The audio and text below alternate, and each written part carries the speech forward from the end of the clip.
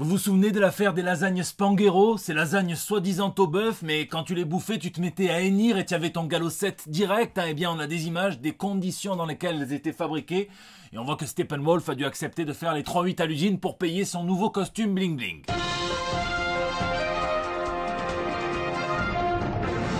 En tout cas, vu comme c'est désert, on peut affirmer que ce sont des lasagnes bio de chez bio, élevées en plein air, et certains attendaient peut-être le souffle épique, la ferme des 1000 vaches, mais il y a quelques Amazones qui devaient être en grève ce jour-là. Bon, le concours des 35 000 abonnés en partenariat avec Molotov TV, la télé gratuite sur pas mal d'appareils connectés Internet est lancé.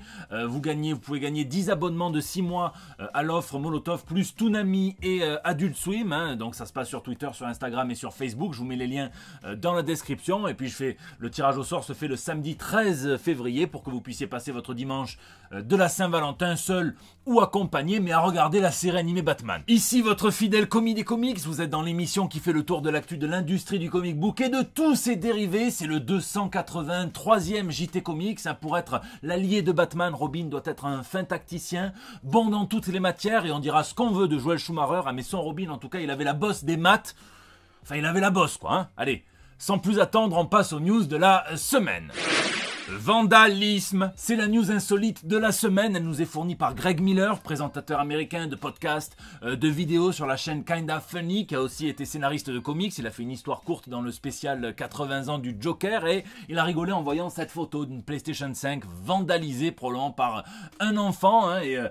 Il a dit à Jim Lee, est-ce que toi tu me ferais pareil sur ma PlayStation 5? Et l'intéressé a répondu oui. Alors l'autre il est joueur, il a dit ok, écoute, je fais pas ça pour rien, faut que ça compte, donc je vais donner à une œuvre de charité de ton choix. Et donc Jim Lee a forcément choisi le fonds d'aide aux libraires indépendants et aux vendeurs de comics indépendants également. Et le mieux, c'est que Jim Lee va faire ça en live, puisqu'il a une chaîne Twitch lui aussi. Entre ça et le vidéaste Scott Wozniak qui a réuni plus de 200 000 $, dont 100 000 de sa propre poche, pour venir en aide à 2 associations caritatives. La première, c'est une qui finance des hôpitaux pour enfants, et la deuxième, c'est Critical Care Comics qui apporte des jouets et surtout de la BD, des comic books aux enfants hospitalisés, en plus d'organiser des événements de cosplay dans les services pédiatriques.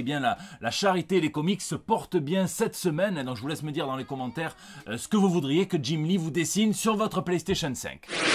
Wall-Viggo Mortensen en suédois, ça veut sûrement dire Maître A, et Henry Lamond, puisque c'est le prénom du fils de Viggo Mortensen, l'acteur majoritairement connu pour avoir incarné Aragorn dans la trilogie du Seigneur des Anneaux au cinéma, et à qui on a proposé le rôle de Wolverine dans la saga des X-Men avant Hugh Jackman. La raison est simple, c'est que lors d'une réunion avec le réalisateur, Viggo Mortensen est venu avec son fils qui est un passionné de comics et qui les connaît apparemment sur le bout des doigts, et ce dernier avait lu le script et a dit à bout portant à Bryan Singer que ça va pas, c'est pas du tout comme ça. Singer était complètement sur le cul, il a demandé au jeune homme s'il connaissait Wolverine et l'autre a renchéri, il a dit oui, mais il ne ressemble pas à ça, et tout le reste de l'entretien s'est transformé apparemment en Bryan Singer qui se justifie auprès du fils de Viggo Mortensen sur pourquoi il a pris telle ou telle liberté avec le personnage de Wolverine. Et je crois que je paierai pour voir ça, surtout qu'en plus ça avait fait beaucoup de mal à l'excellente série Wolverine par Greg Rucka et la vision du personnage de Wolverine du glouton par Darick Robertson, donc je paierai. Finalement, entre ça et le fait que Mortensen ne voulait pas s'engager dans un rôle récurrent sur une franchise super-héroïque,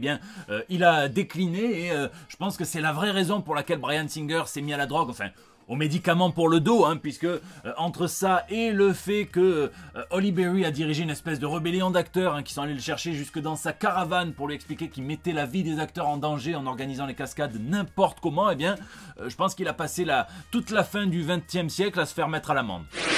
Joker, petit podium de New Ciné Série cette semaine, avec pour commencer la bande-annonce diffusée pendant le Super Bowl de la série Falcon and the Winter Soldier à base de Baron Zemo tout pas content, de concours de regard entre les deux protagonistes qui vont donner lieu à des fanfictions toutes plus homo-érotiques les unes que les autres. Viens là que je t'accouche avec mon gros bras d'acier, mon petit faucon. Ça a l'air fun et ça me fera déjà plaisir de revoir l'agent Carter en action en tout cas. Sinon, Sony aurait proposé le rôle de Kraven le chasseur à Keanu Reeves à l'occasion du film Solo consacré au personnage personnages dans leur Spider-Verse. Après, est-ce qu'il y aura l'araignée ou pas? Faut pas trop en demander non plus. Non, la vraie question, c'est est-ce que l'acteur va être capable, après avoir passé autant d'années dans le rôle d'une proie, de John Wick, de passer dans le rôle d'un prédateur, et surtout, est-ce que, puisqu'il est trop fort et qu'on l'adulte tous, est-ce qu'il va être capable de retenir sa folie vengeresse meurtrière? Parce que là, vu comme il est remonté, en 10 minutes, c'est plié. Spider-Man, il est sous terre. Surtout Tom Holland. Et puis apparemment, dans Suicide Squad, Damage, c'était le nom de la meuf du Joker de l'époque, mais il y a eu de l'eau dans le gaz, puisque Zack Snyder nous a présenté sa version de Jared Leto en Joker pour la Snyder Cut de la Justice League. Et soit il est passé au gros maquillage, soit il est passé au laser pour faire enlever toutes ces erreurs de jeunesse gravées dans sa peau. En tout cas, on nous promet une scène que, soi-disant, d'après Snyder, les fans méritent, entre un face-à-face entre le Batfleck et le Joker Leto. Le Joker va parler de Batman directement à Batman, une petite analyse. Alors, est-ce que ça va être un petit peu le cliché auquel on a l'habitude? Tu aurais pu me tuer, tu veux pas me tuer, tue-moi, je t'aime, pas moi, patati patata, tu m'as tellement tabassé le crâne que je peux plus me mettre mon rouge à lèvres sans trembler. Enfin bref, n'importe quel titre de comédie musicale d'Eli Chouraki. Ou bien est-ce que ça va être un petit peu plus vicieux, comme un petit peu ce qu'on avait eu après le Deuil dans la famille, le premier? On verra bien. En attendant, je vous laisse me dire dans les commentaires quelle est votre news ciné préférée. Est-ce que vous pensez de ce nouveau look du Joker, à ne pas confondre avec Marilyn Manson qui lui est dans la sauce? L'hymne de nos campagnes. Aujourd'hui, je me la joue Jean-Pierre Pernaut, je vous amène dans les campagnes avec 2 projets de financement participatif. Le premier, c'est tout de suite, c'est ouvert, c'est maintenant. C'est l'autobiographie de Madame Trina Robbins, pionnière du comics qu'on dit underground, moi je préfère dire marginal, ça fait moins catacombe. Trina Robbins, elle a eu 36 vies, tantôt ouvreuse de cinéma, tantôt modèle de nu d'ailleurs, tantôt patronne d'un magasin de vêtements, tantôt styliste aussi, avec des vêtements, on va pas se mentir, assez hippies. Puis elle a été, surtout, elle a côtoyé pas mal de rockstars, Jim Morrison, les Rolling Stones, elle a fricoté un petit peu avec, et puis elle a surtout été artiste de comics, qui a travaillé pour DC, qui a été la toute première à faire une anthologie comics 100% féminine. C'était le Women's Comics édité l'année dernière chez Comics Initiative. Et puis là, c'est Bliss Comics qui va éditer son autobiographie en prose. Donc ça sera traduit par Marine Paul Noël, qui est éditrice, traductrice. Moi, je l'ai lu en VO, c'est un pur bonheur, c'est très croustillant. Et je me rappelle de la sensation qu'elle décrit quand ils ont découvert à l'époque. Pour nous, ça paraît évident, mais à l'époque, non. Les premiers comics underground, qui étaient Zap de Robert Crumb et de ses potes. Et elle raconte, elle dit: d'une certaine manière, ça ne m'avait jamais traversé l'esprit, ça n'avait traversé l'esprit d'aucun d'entre nous que nous pouvions produire des comics, de vrais comics comme Marvel et DC, mais avec nos histoires à l'intérieur. Après, elle garde quand même un regard assez critique sur l'évolution de la production de Robert Crumb, qui avait tendance à dessiner des jeunes femmes en train de se faire molester, de se faire violer par des vieux hommes, et elle trouvait pas ça drôle du tout. C'est croustillant, c'est un pan de la culture comics de l'époque, donc je vous le conseille fortement. La deuxième campagne participative, c'est justement Comics Initiative qui est allé ouvrir le coffre de chez Volt Comics, l'éditeur à qui on doit en VO disent Savage Shores, et ils ont récupéré 2 titres.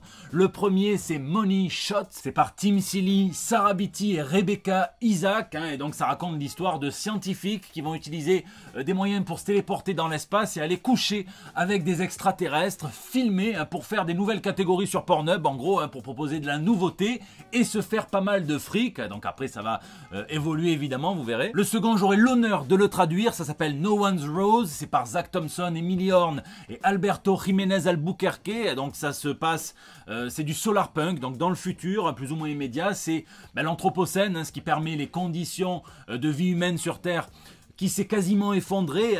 Il y a un dernier bastion de l'humanité qui est rassemblé autour d'un arbre géant qui permet la vie, qui lave l'oxygène qui est irrespirable à l'extérieur, qui tient grâce à des ingénieurs biologiques de haut talent. Et donc il y a un frère et une sœur qui ne sont pas vraiment d'accord sur comment faire la révolution, et donc ça va se jouer entre eux, qui va faire la révolution, à quelle sauce. Donc ça reprend des thèmes chers à Alan Moore, avec un petit clin d'œil à V pour Vendetta dans le titre, la rose, et puis surtout dans les thématiques. Je sens que je vais me régaler, et je vous en dirai plus dans les mois à venir.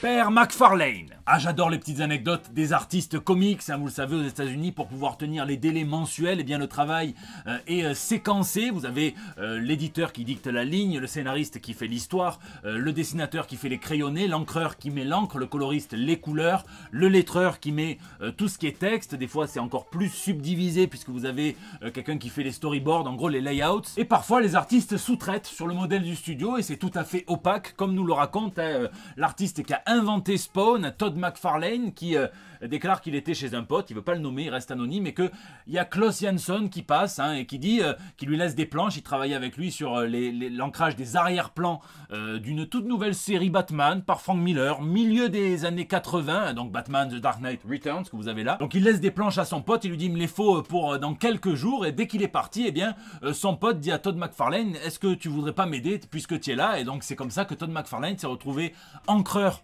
non crédité du Dark Knight Returns de Frank Miller. Tout ça en devant imiter le style de Klaus Jansson, et je pense que c'était clairement le rêve de pas mal d'artistes de l'industrie de l'époque.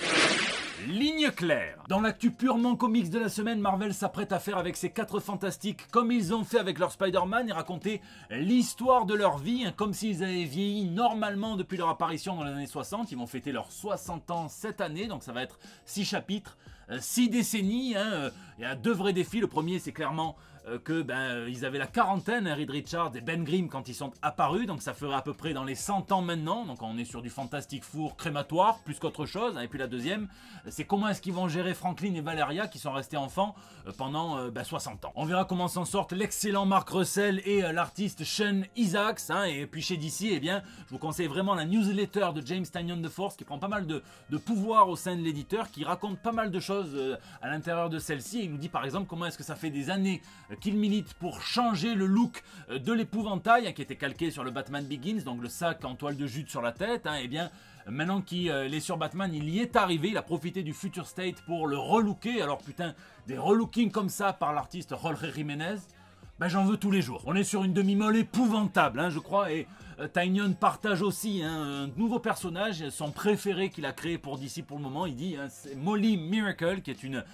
ingénieure informatique technique qui fait tous les gadgets d'un gang de pirates qui se servent de gadgets justement pour effacer leur mémoire, leur traumatisme et être des criminels plus efficaces. Il prévoit également un duel entre sa punchline et la nouvelle super vilaine Flatline inventée par Gleb Melnikov et Joshua Williamson, qui sera au centre de la prochaine série Robin. Il dit que ce sont des personnages qui permettront à DC de rentrer dans une nouvelle ère, qui donneront envie aux fans de la dessiner sur un coin de leurs notes ou de se cosplayer. D'ailleurs, je vous conseille vraiment sa newsletter puisqu'il y mène un vrai travail de recherche sur le médium du comics et même de l'industrie créative en général. Il explique comment est-ce que il y a un travail générationnel qui se fait comme des couches, c'est presque géologique. Donc il explique, là il fait l'histoire du comics sur 5 générations, comment est-ce qu'on se sort du statu quo, comment est-ce que les deuxièmes cherchent à être transgressifs, puis les troisièmes viennent imiter dès qu'ils sont au pouvoir. Enfin c'est assez intéressant, je le récapitule très mal évidemment, mais il faudrait 3 heures. Il parle aussi des modes de consommation qui sont plus du tout chronologiques, puisqu'avec des applications comme Marvel Unlimited, DC, je sais plus trop quoi, vous pouvez avoir accès à tous les pans de l'histoire du comics, mais comme vous voulez, sans réfléchir à la chronologie. Donc il dit, soyez gonzo, ne cherchez pas à recréer un vieux statu quo, et puis embrassez surtout tout ce qui a été fait auparavant dans les comics. Ça me fait penser ça à Grant Morrison qui va aider Alex Child à sortir son premier comics chez Boom Studios, ça s'appelle Proctor Valley Road. C'est l'histoire de la route la plus hantée des États-Unis que quelques adolescents vont proposer de visiter à un autre groupe d'ados, tout ça pour se financer un concert de leur rêve, sauf que manque de bol, ça part en couille, il va y avoir des meurtres, du sang évidemment. Ça sort le mois prochain, moi je suis très très chaud. Et puis pour terminer, dans sa volonté d'explorer les contrées numériques et des univers alternatifs, mais surtout pas d'autres personnages que sa trinité, DC laisse à Chip Zdarsky et Miguel Mendoza le soin de briser la Justice League, qui va, à cause d'une tragédie, on ne sait pas trop quoi, être tous dans la défiance, dans la rancœur, dans la colère même, mais ils vont devoir retravailler ensemble, se reformer pour éviter d'être éradiqués, tout ça sur fond du plus grand procès criminel de l'univers. Et en plus il y a des couvertures par monsieur Derek Robertson, je suis content. La boule puante de la semaine, elle est signée Joe Bennett et on la trouve dans Immortal Hulk numéro 43. Ça se déroule dans une bijouterie, la bijouterie Cronenberg, qui n'a rien trouvé de mieux affiché en devanture qu'une étoile de David d'au moins 1 mètre sur 1 mètre, comme si c'était une bijouterie le matin, une synagogue l'après-midi. Mais là où ça craint, c'est qu'au lieu de marquer jewelry, bijouterie en façade, il manque le L et ça fait jewelry, donc le terme péjoratif juiverie. Donc il s'est donné beaucoup de mal pour faire le raccourci bijouterie argent juif. Il s'est excusé à plat de couture évidemment. Il a déclaré que c'était une erreur involontaire. Il a dit que le nom c'est pour en fait un hommage au réalisateur David Cronenberg, le maître de l'horreur corporelle, et que si son prénom a muté, puisqu'il y a une faute d'orthographe, tout pareil hein, que la faute d'orthographe sur le jewelry, c'est parce qu'il a écrit ça en miroir à l'envers et que c'est plus compliqué. Bennett reconnaît totalement son erreur, mais certains doutent du caractère involontaire de celle-ci, hein, puisqu'il y a déjà eu des frasques Bennett, hein, il avait notamment soutenu publiquement l'agression du journaliste Glenn Greenwald par un autre journaliste qui était soutenu en plus par le camp Bolsonaro. Ça se passe au Brésil, donc droite très dure, droite alternative, appelez ça comme vous voulez. On avait également vu rigoler un commentaire hein, sur Instagram hein, sous cette couverture de She-Hulk où on lui disait que elle ressemblait vachement au fils transgenre énervé de Hulk, hein. Il avait eu 4 smileys pleurs de rire pour ça, alors qu'on conviendra peut-être tous hein, que l'humour c'est un putain de métier et n'est pas Dave Chappelle qui veut. Il a tout intérêt à se faire tout petit également parce que c'est une des séries les plus bankable de chez Marvel en ce moment, hein, et donc faudrait pas que ça s'arrête. Ça rappelle quand même aussi l'affaire Ardanciaf, hein, qui avait lui aussi planqué des messages anti-juifs, anti-chrétiens dans le X-Men Gold numéro 1, dont le contrat avait été suspendu immédiatement par Marvel. Moi je pense qu'il y en a un qui s'en sort assez bien, c'est l'éditeur qui est censé relire avant d'envoyer à l'impression, hein. Alors autant les messages de Siaf ils étaient beaucoup plus cryptiques et beaucoup plus compliqués à repérer, autant là, même Daredevil il a dit ça crève les yeux, je les vois. Marvel va retoucher l'image et proposer de remplacer le bouquin gratuitement à tous ceux qui le veulent, hein, sauf que vous le savez, la controverse fait vendre, hein. Souvenez-vous du Batman Dem numéro 1 avec des vrais bouts de Bat-Zob à l'intérieur, hein. Là on a déjà vu les 3, le comics et les 2 variantes cover dépasser les 85 € sur eBay. Sacrée époque. Lisez, hein, cette semaine, moi j'ai un petit peu picoré à droite, à gauche, notamment dans les Vengeurs de la Côte Ouest, hein, pour alimenter mon thread sur WandaVision sur Twitter, hein, je vous mets le lien dans la description, je décrypte un petit peu toutes les allusions aux comics dans la série, hein. J'ai lu aussi pas mal des articles, enfin j'ai lu pas mal de trucs hors comics, un petit peu de prose, etc. Mais la semaine prochaine, n'ayez crainte, on va parler de ce petit bijou qui est édité en VF chez Delcourt Comics, hein. Au poker, il faut avoir une paire d'as. Dans les comics, il vous faut une paire de Matt Kint, Matt Smith, Folklore. Je vous en parle la semaine prochaine, n'ayez crainte. Donc n'hésitez pas à me dire ce que vous lisez ou geekez cette semaine, puisque c'est la fin de ce JT. Je vous remercie d'être toujours de plus en plus nombreux à le suivre, à mettre des pouces bleus, à partager sur Facebook, à tweeter, à retweeter, à m'incorporer dans vos stories Instagram. Vous êtes beaucoup à le faire et je vous vois, je vous remercie. N'hésitez pas à réagir dans les commentaires sur YouTube où je réponds à chacun d'entre vous, ou bien sur les réseaux sociaux, hein, Facebook, Twitter, Instagram. C'est là aussi que vous trouvez le concours Molotov TV. Je vous mets les liens dans la description, hein. Ça tirage au sort le 13 février. On se passe le 14 à regarder la série animée Batman. Je vous fais des bisous et je vous donne rendez-vous la semaine prochaine pour des nouvelles toutes fraîches. Putain, Queen Studio, putain, j'ai vu cette statue de Hulk là. Maintenant c'est moi qui est la boss. Pas celle des maths, hein, mais je suis quand même assez fort pour savoir que si je la prends à 1400 boules, je suis en négatif sur mon compte.